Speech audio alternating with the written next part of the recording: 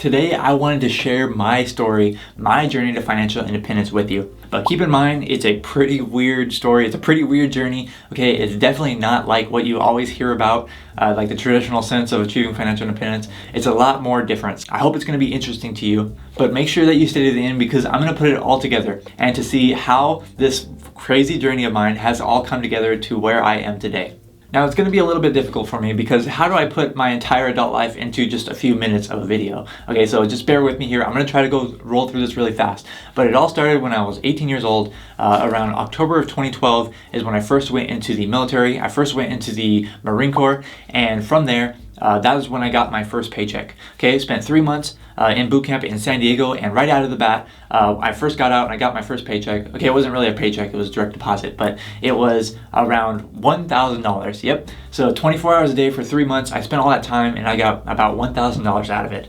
And so right then and there, I knew that I needed to hold on to some of that money because I put a lot of blood, sweat, and tears to get that $1,000, and I didn't just want it to just go away. I didn't want to give it all away. And so from there on, I first started saving money because that was the first amount of actual money like I've actually ever earned. And so I just knew just from growing up that I needed to save some of that money, and so that's what I did.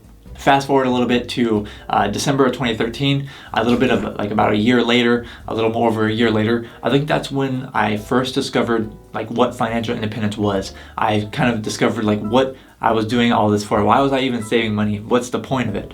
So I think I first discovered financial independence through Mr. Money Mustache. And if you know anything about the FIRE movement, you know about Mr. Money Mustache. But I think I stumbled upon one of his articles online. Don't remember exactly how, but I'm pretty sure he's what introduced me to it. And then after that, I went down the rabbit hole of learning about lots of different investments and lots of different like retirement accounts and all that. And so from that point on, instead of just saving a bunch of money in cash, I started maxing out my thrift savings plan and actually specifically did the Roth TSP. And that is just basically the federal government's version of a 401k. My wife, she was working at the time with me on base. We put 100% of her salary into her 401k. So literally we would get like direct deposits from her and it would be like $5, just whatever was left over, like some small amount, because we were putting it all into the 401k that she had. And then in addition to that, we started putting money into our Roth IRAs as well. And we knew that technically, since we were not really making that much money, we were paying a very low amount of taxes. And so we were able to put all of our money into these accounts. So we were about just maxing out our IRAs. I was maxing out my TSP. She was maxing out her 401k. And this went on for a long time. And so that's, not very fun. It's not very sexy, but that's kind of how it goes. You put a bunch of money away, you invest it, you learn better how to invest it better, and that's what happens. So fast forward another few years, around October of 2017 is when I separated from active duty. And that's when all the income stopped, right? So all the income from that stopped. And so I had some buffer time when I had to figure out what I was going to do next. Luckily, I already lined up some stuff. I already lined up in order for me to go to college on my post 9/11 GI Bill. But I didn't start until January of 2018. So I had about 2 months in between, 2 to 3 months in between, pretty much where I had some time off to think and try to figure out what I was going to do next. Luckily, I had gotten my associate's degree while I was on active duty. I just got it from an online school, so I spent about 3 years on that, getting an associate's degree. So I was able to enter as a transfer student to a university. So I was able to enter a 4-year school as a transfer student because I got that online associate's degree while I was still on active duty. And from that time, around January 2018, is when I first started going to university. And at that time, you would think that I wouldn't be making any money, right? But I actually had a pretty good amount of income coming in. And that's because the post 9/11 GI Bill pays you a living stipend. Not only does it pay for your tuition, your school is 100% paid for, but it actually pays you a living stipend based on where you're located. And at the time I was located in Southern California, so that living stipend was a pretty generous amount. And we were renting, a small room in a house, and so our housing expenses were very low. And in addition to that, the income from the GI Bill was tax-free, so that was really great as well. You didn't even have to actually report it on your tax form. We actually qualified for not only the GI Bill, but federal student aid as well. Plus, I was able to get a lot of scholarships because I was just applying to them like crazy. So I actually made a good amount of income from, scholarships, federal student aid, the GI Bill. Plus, I worked at various different jobs while I was in college, while I was in university. I worked anywhere from at Chase Bank, at a retail bank. I've worked at the local school district where I worked, just as a teacher aide, and I've worked at the actual college where I was going to school as a just a teacher's assistant there, professor assistant there, whatever you call it. And so I've worked at many different jobs, and the same thing with my wife as well. She was doing the same thing that I was doing pretty much. And during that time, we were just plowing money into all of our investments. Now here's the weird thing here. So since a lot of my income was not earned income, it was from federal student aid, it was from the GI Bill, and it was from some scholarships. Since a majority of the income was from there, I also did have some work income.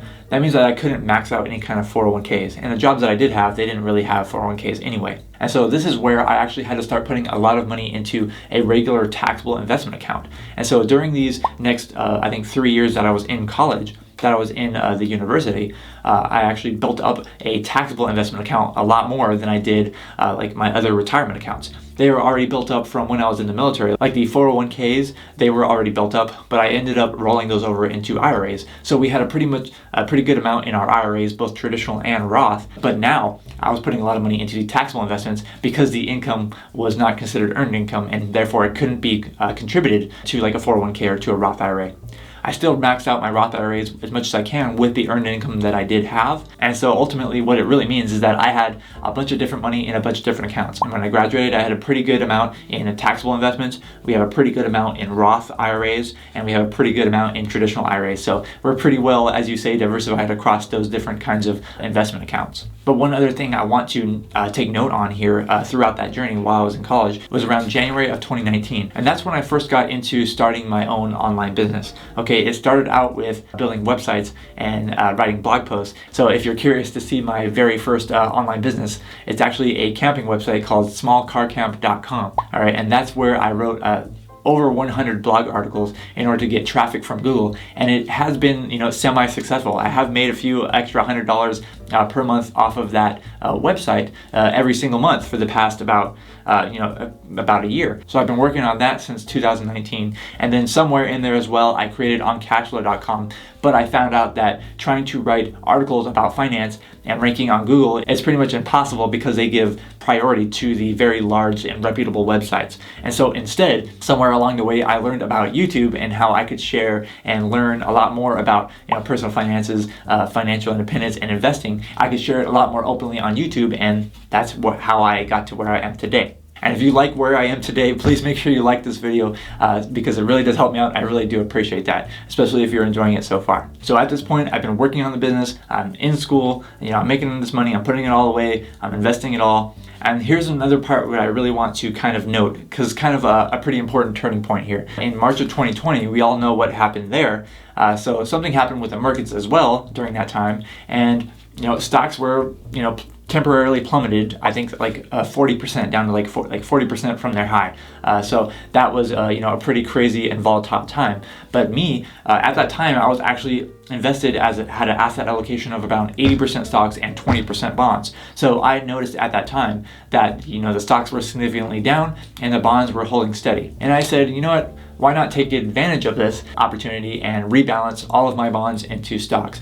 Sell the winners and buy the losers. And so at that time, around March 2020, I sold all of my 20% of my portfolio of bonds and reinvested it into stocks. And ever since then, I have been 100% stocks. And I think honestly that has significantly contributed. Like that one point in time has actually significantly contributed to where I am today, because we all know what happened to stocks after March of 2020. It's been a crazy bull run after that. And so I think that actually did significantly contribute to what my net worth is currently valued at right now. So at that time in March of 2020, I actually started working remotely. I had to go remote work, and I was working at the college where I was actually going to school at, and that had to go online as well. And then I was working on on cash flow. I was working on Small Car Camp, kind of balancing the two. In December of 2020, I decided I could actually pursue on cash flow a little bit more full time. Okay, so don't tell anybody, but I don't work a full 40 hours, but I am pursuing on cash flow full time right now,